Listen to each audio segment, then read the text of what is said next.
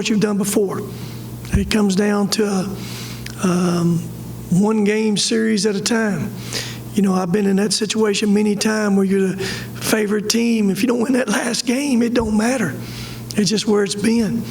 You just don't have to win one game. You got to be able to win 4 games. But again, right now everybody's the same. Everybody's even. Doesn't matter where you finished at.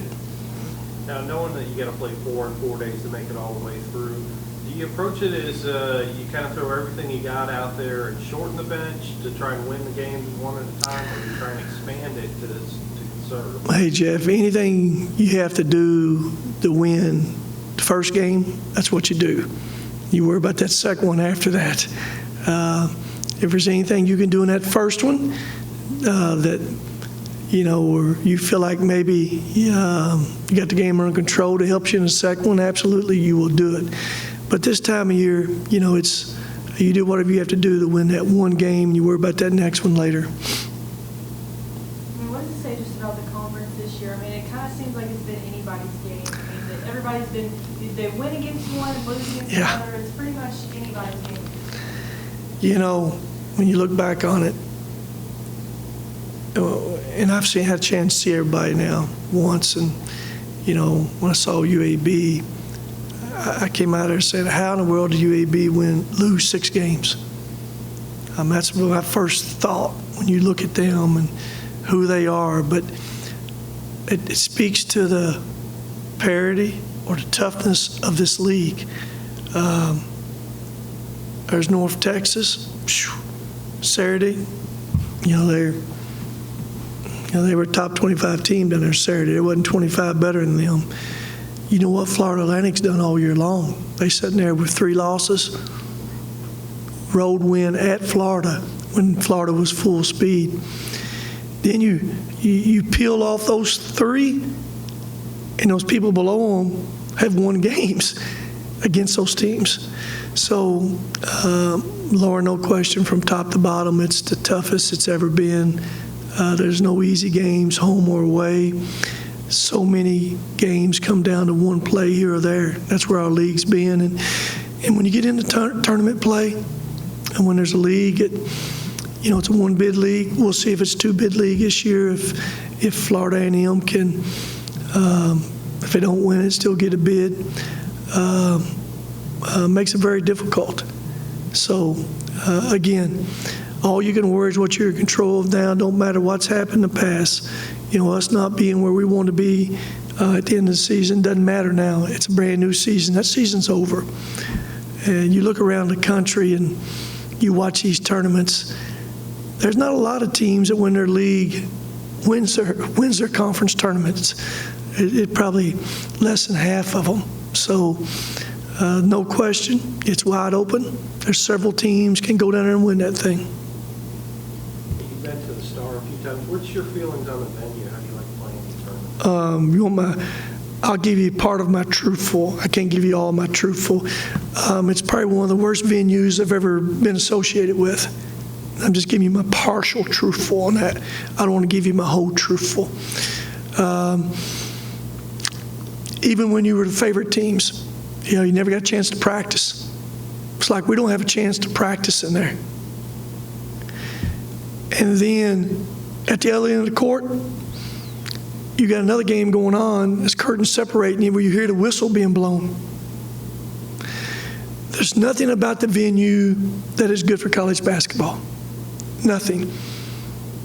Is it easier for people who put it on? Maybe so. But is it best? Absolutely not. Not in any way. And I couldn't imagine you finding a coach on either side of that court, men or women, that likes that venue at all. So to answer your question, and I was very mild the way I answered it. There's a lot of other things I'd rather say. If it's not the worst, I'd like to see the worst. Next question. Coach, you know, obviously coming off of end of season, you have a quick turnaround here. What are just some of the things that you've been really pushing in practice for these guys ahead of this game? Lauren, the biggest thing is this. And it's very obvious. We didn't play very good that last game. you know, hadn't had too many whippings like that ever and ever and ever.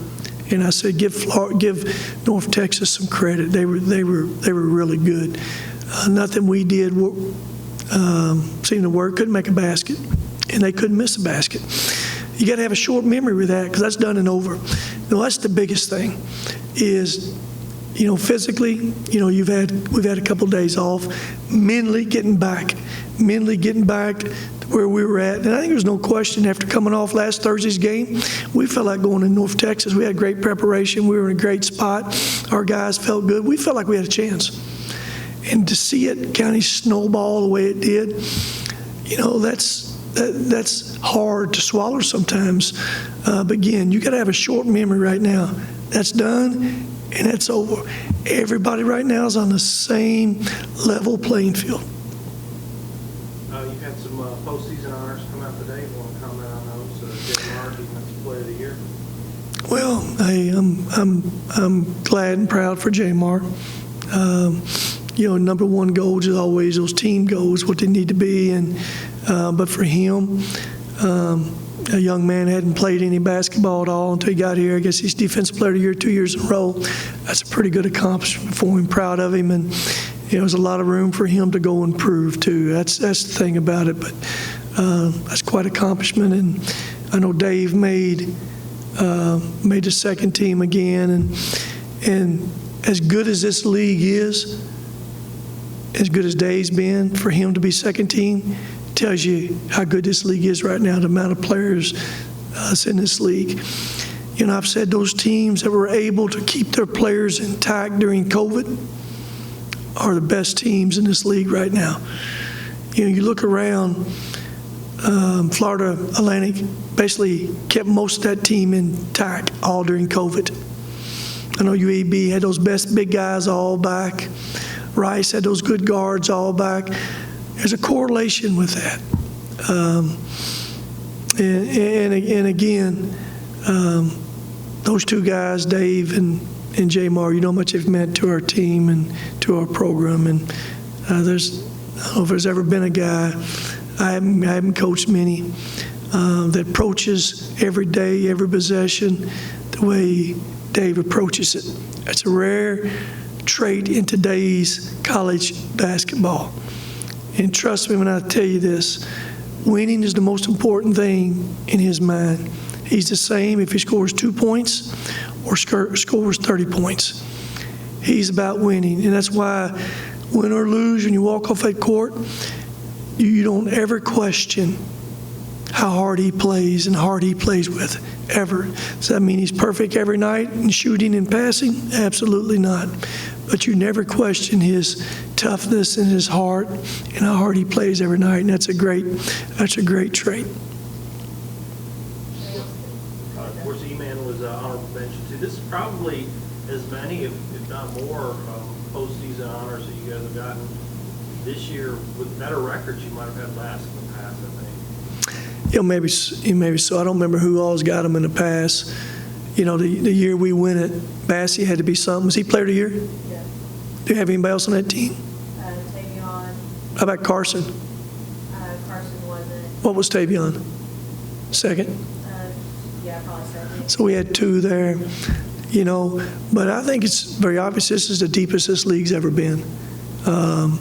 You know, every team's got a player worthy of a first, second, or third team for sure. I guess everybody have a player on first, second, third team. San Antonio have one? Probably the only team? El Paso, I don't think has one. Didn't? Okay. But it is deep, Jeff, and it's been good. No question. I will always vote for, you know, teams that have the most success, best players on the best teams. Those are the guys that wins the awards most of the time, and that's why, you know, Florida Atlantic is so balanced with about 9 guys. They had several guys could be Player of the Year. Probably the one guy that separated himself from everybody else, what he meant to one team because he was probably didn't have as much balance, was Perry at North Texas. So nobody would argue with him winning Player of the Year neither. How about health-wise? You guys at full strength going into this? Yes. You know, Dante twisted his ankle some in that last game. But he was pretty good yesterday, and we'll go at it here again this morning, and he'll be fine.